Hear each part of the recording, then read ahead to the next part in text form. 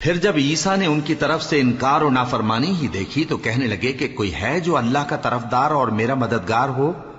حواری بولے کہ ہم اللہ کے طرفدار اور آپ کے مددگار ہیں، ہم اللہ پر ایمان لائے اور آپ گواہ رہیں کہ ہم فرمانبردار ہیں۔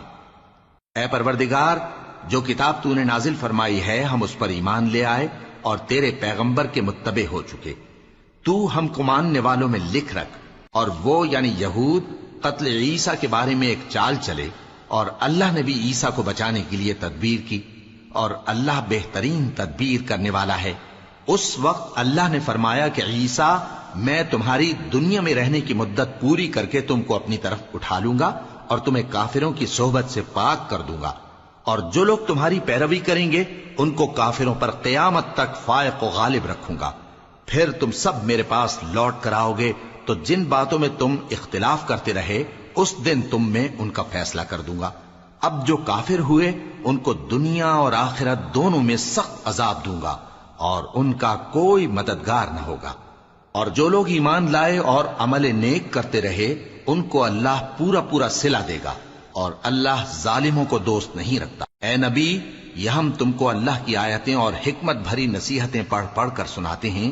عیسیٰ کا حال اللہ کے نزدیک آدم کا سا ہے کہ اس نے پہلے مٹی سے ان کو بنایا، پھر فرمایا کہ باشعور انسان ہو جا، تو وہ ویسے ہی ہو گئے۔ یہ بات تمہارے پروردگار کی طرف سے حق ہے تو تم ہرگز شک کرنے والوں میں نہ ہونا۔ پھر اگر یہ لوگ عیسیٰ کے بارے میں تم سے جھگڑا کریں اس کے بعد کہ تم کو حقیقت معلوم ہو ہی چکی ہے، تو ان سے کہنا کہ آؤ ہم اپنے بیٹوں اور بیٹیوں کو بلائیں، تم اپنے بیٹوں اور بیٹیوں کو بلاؤ، اور ہم خود بھی آئیں اور تم خود بھی آؤ۔ پھر دونوں فریق اللہ سے دعا و التجا کریں، اس طرح جھوٹوں پر اللہ کی لعنت بھیجیں۔ یہ تمام بیانات صحیح ہیں اور اللہ کے سوا کوئی معبود نہیں، اور بے شک اللہ غالب ہے، صاحب حکمت ہے۔ بس اگر یہ لوگ پھر جائیں تو اللہ مفسدوں کو خوب جانتا ہے۔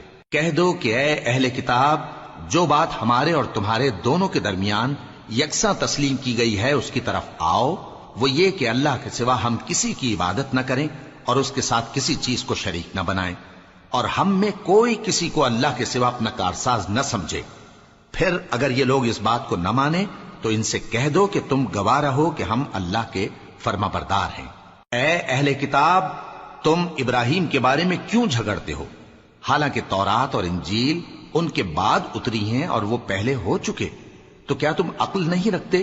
دیکھو، ایسی بات میں تو تم نے جھگڑا کیا ہی تھا جس کا تمہیں کچھ علم تھا بھی، مگر ایسی بات میں کیوں جھگڑتے ہو جس کا تم کو کچھ بھی علم نہیں؟ اور اللہ جانتا ہے اور تم نہیں جانتے۔